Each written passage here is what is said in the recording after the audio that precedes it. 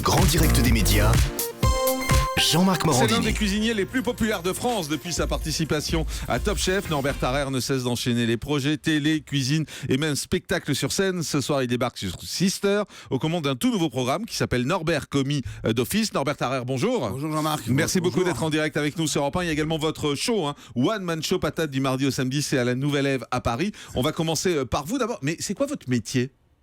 J'adore, il n'y a que vous qui me posez la question. Manpower.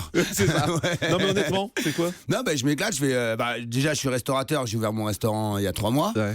Et puis après, j'ai continué la télé. J'ai toujours dit aux gens que tant que la télé m'ouvrirait des portes, je continuerai à m'éclater, à faire des Mais projets. vous êtes sur scène aussi, donc vous êtes quoi? Vous êtes acteur, vous êtes comédien? Non, vous, je suis vous êtes cuisinier. cuisinier? Je suis cuisinier dans mon restaurant, je suis cuisinier sur scène, je suis cuisinier à la télé. Au moins, j'ai ma souche, quoi. Mais ça vous passionne à ce point-là? J'adore parce que j'aurais jamais cru il y a 3 ans avant de faire Top Chef que il y a 3 ans, je me rappelle, j'épluchais des oignons, des carottes, des poireaux, je me faisais mes potes au feu, je me voyais pas du tout un jour monter sur scène et parler de la cuisine, quoi. Mais cette volonté de monter sur scène, c'est quoi? C'est la volonté d'avoir un contact avec le public? Exactement, c'est le contact. Je suis pas comédien, j'ai pas la prétention d'être comédien parce que c'est très compliqué, c'est un dur métier. Puis d'ailleurs, j'ai pas une très belle élocution pour faire comédien. Ça m'a fait rire tout à l'heure parce que le E, le A, le ouais, c'est moi aussi, donc je me moque pas trop. Voilà. Et non, j'ai envie de parler de mon métier, de partager avec les gens. J'ai envie qu'ils kiffent. Et souvent on nous a dit on goûte jamais ce que vous faites, on vous voit jamais en vrai cuisiner. Bah là, c'est l'occasion de monter sur scène. Oui, parce que vous nourrissez le public en fait. Exactement. Au spectacle. Ouais, bon, c'est un rêve caché en fait j'ai quelque chose que je dissimule à travers ce spectacle, c'est que je rêve un jour de faire le plus grand repas du monde au Stade de France. Ah oui, ça c'est Pas dans votre monter projet. sur scène, mais c'est juste pour donner des idées et montrer à mes producteurs qu'ils peuvent avoir confiance et qu'un jour on fera le plus gros repas du monde dans un stade, voilà. Mais c'est envisagé, c'est concret ou c'est juste une idée comme ça? Je vous en avais parlé déjà que j'allais faire autre chose, d'autres projets, donc celui-là je l'insiste et j'espère qu'M6 va me suivre et voilà. Il y a une date, une période à laquelle vous voulez faire ça? Déjà, il faut que j'essaye déjà de bien faire mon job à la Nouvelle Ève tous les soirs. Et puis après, une fois que je me serai bien rodé, je pense que voilà. Mais j'ai une idée déjà dans ma tête depuis 1 an de faire ça et bien sûr on invitera des guests et ça sera très marrant, un petit show à l'américaine, quoi. Vous feriez quoi à manger? Vous avez des idées déjà? Déjà, j'ai une idée de faire arriver certaines personnes la tête à l'envers dans une cuisine suspendue. Ça serait très marrant. Je crois qu'il est fou en fait. Voilà, c'est officiel. On savait qu'il était un peu allumé, mais là ça s'arrange pas. J'ai toujours le pet au casque. C'est ça. Et donc ce serait au Stade de France carrément. Ouais, je rêverais de faire le plus grand repas du monde. Vous imaginez 30 000 personnes qui vous disent oui chef, c'est énorme pour un chef. Ce sera un beau spectacle. Norbert Commis d'Office ce soir sur Sister, c'est quoi? Ce soir, c'est une émission que j'avais proposée à M6 qui a été c'est une idée à vous. travaillé avec Nathanaël Cissot de Studio 89 et l'équipe de Studio 89. Et en fait, voilà, une émission enfin qui est un peu scénarisée à l'américaine, c'est-à-dire que il y a plusieurs rebondissements, c'est pas que de la cuisine, c'est pas moralisateur, c'est un mec qui vient vous présenter le plat fétiche. Pour lui, c'est le meilleur plat de sa vie. Ça, il le fait goûter à toute sa famille, il est convaincu que c'est le best-seller. Il vient pour que je lui perfectionne son plat et en fait, sa femme le balance, ça fait 8 ans qu'elle bouffe de la merde, elle en peut plus. Il faut que ça change. Et voilà, c'est très marrant. Et vous allez donc l'aider à s'améliorer en cuisine. Je vais lui donner la l'objectif. recette. Voilà, je vais lui donner la recette. Et en fait, il y a une sacrée prise de conscience dans toutes les personnes qui sont venues cuisiner. C'est qu'au début, il y a des extravertis, des extravagants, des introvertis. Et à un moment, à la phase où ils doivent cuisiner, se reprendre en main, il y a une sacrée émotion. Et c'est ça qui est plaisant.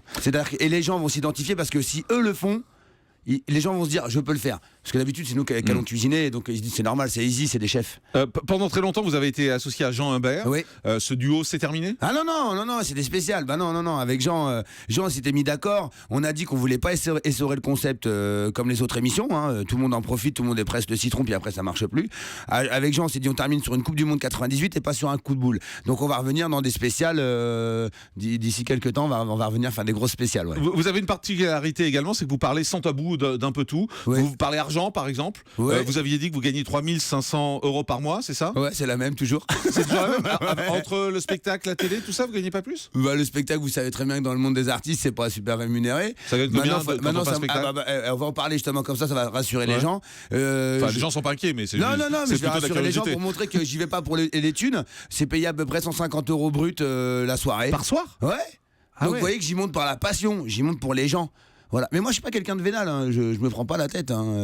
Mais il y a du monde qui vient? Vous avez du monde dans le spectacle? Ouais. Bah après, je le cache pas, on a une salle de 280.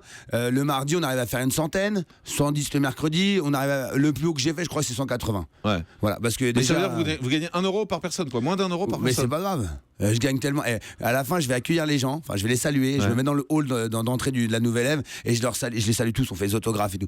Et là, il y a une vraie réaction. Il y a des gens contents, des gens qui disent oui. Alors, tu parles du bio. Qu'est-ce qui te prend de parler du bio? Enfin, il y a des vraies interactions. Après, il y a vraiment un after show et c'est vraiment génial. Mais je le fais pour les gens et je le fais parce que je me fais plaisir. Ce qui est étonnant Norbert Tarrer également, c'est que vous avez beaucoup parlé de vous ces derniers temps, en particulier de votre vie privée. Vous avez parlé des rapports compliqués avec votre père. Vous avez parlé d'une tentative de suicide également. Pourquoi vous parlez de tout ça?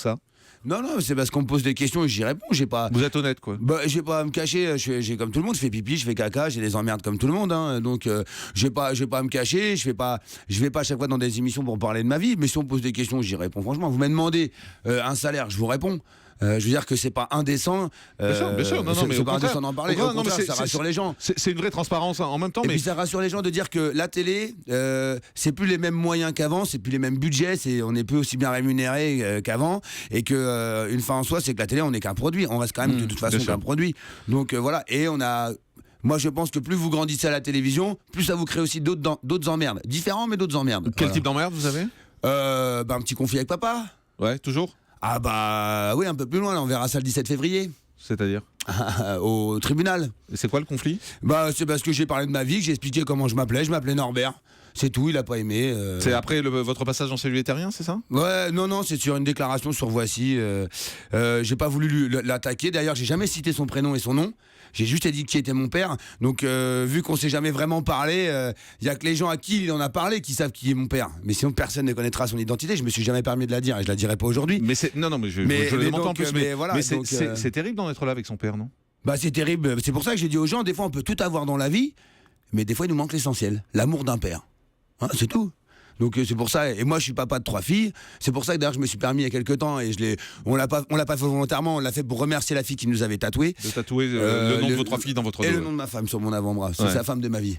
Moi tous les matins quand je me lève, ma femme c'est comme si c'est la première fois que je la voyais, que je la rencontrais, donc c'est magnifique, et mes enfants c'est mes reines quoi. Et cet amour de votre père qui va se régler, enfin devant le tribunal, elle se réglera bien, elle terminera bien, c'est juste, je pense que... Mais vous l'aimez vous, votre père? Bah, je l'adore mon père, j'en parle dans mon spectacle, je lui ai fait une spéciale dédicace, d'ailleurs personne ne comprend parce que je parle de mon père et de mes origines, et je lui dis que tous les soirs que je l'aime, seulement je pense que c'est une incompréhension. Et ça le touche pas?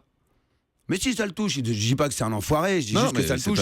On parle de sentiments, pas de... Voilà. Mais je dis bien sûr que ça le touche. Ça a dû le toucher quand il a vu l'article dans Voici, quand j'ai expliqué qu'un peu mon prénom, je l'avais pas voulu, que c'est lui seul qui avait décidé de le prononcer, et quoi. Mais en même temps, c'est la vie, mais ça va se régler. Moi, tout se règle très très bien. Ça reste une douleur en tout cas.